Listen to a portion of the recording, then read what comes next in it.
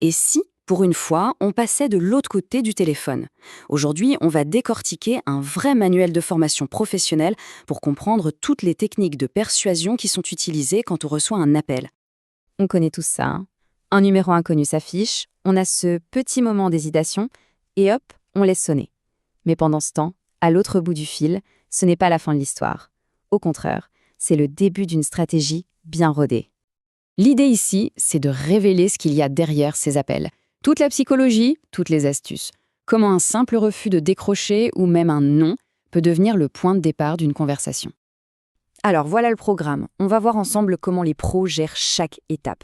L'appel qui tombe dans le vide, le fameux standard qui filtre tout, le refus direct, bref, tout le parcours du combattant.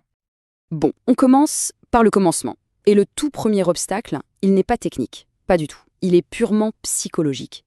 C'est la bataille qui se joue dans la tête du télévendeur bien avant que quelqu'un ait eu la chance de dire « Allô ». Franchement, il faut s'imaginer passer des heures à appeler dans le vide, sans jamais avoir personne au bout du fil. Le manuel est très clair là-dessus. Le premier combat, c'est contre le découragement. Il faut absolument garder une attitude positive pour ne pas sombrer face à ce mur de silence. Et ça, c'est la règle d'or qu'on leur apprend. C'est un principe de base. Ce qui est fascinant, c'est que ça s'applique même quand on tombe sur un répondeur. L'idée, c'est de laisser un message vocal avec un ton super dynamique, positif, comme si on souriait. C'est jugé essentiel pour donner envie à la personne de décrocher la prochaine fois. Ok, maintenant qu'on a vu l'état d'esprit, passons à la stratégie pure et dure. Quand personne ne répond, comment on fait pour transformer ce silence en une future conversation? Là, on voit bien que rien n'est laissé au hasard. Ce n'est pas de la chance, c'est de la méthode.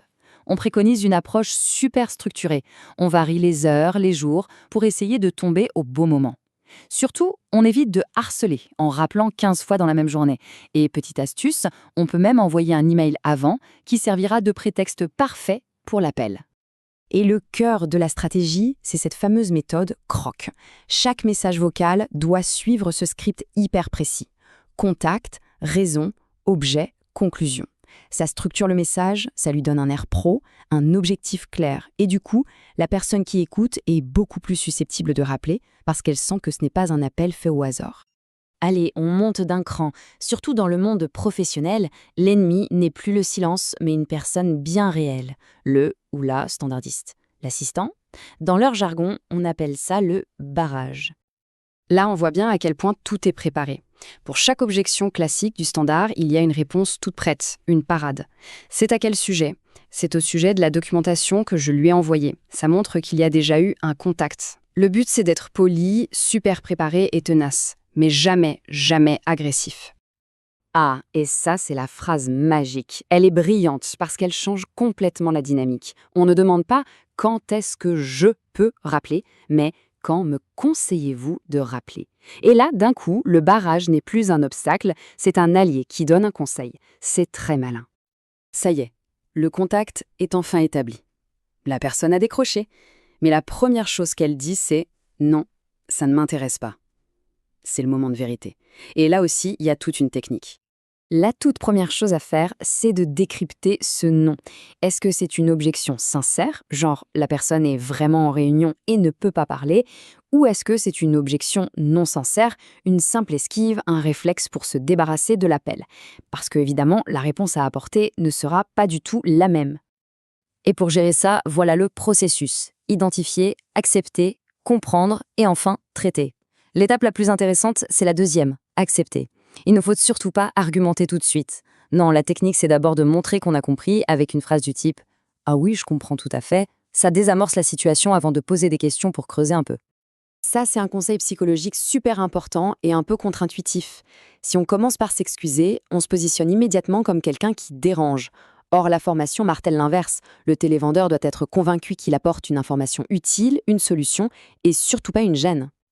Allez, pour finir, on va jeter un œil aux grands principes qui encadrent tout ça. C'est un peu la synthèse de toutes ces techniques. Ce qu'il faut savoir, c'est que ce n'est pas la jungle. Il y a un cadre légal, notamment en France avec la loi Hamon, mais ce qui est surprenant, c'est que dans le manuel, ces règles, comme l'interdiction d'appeler en numéro masqué, ne sont pas vues comme des contraintes. Au contraire, elles sont présentées comme des avantages car elles renforcent la crédibilité de l'appelant et au final, augmentent les chances de succès.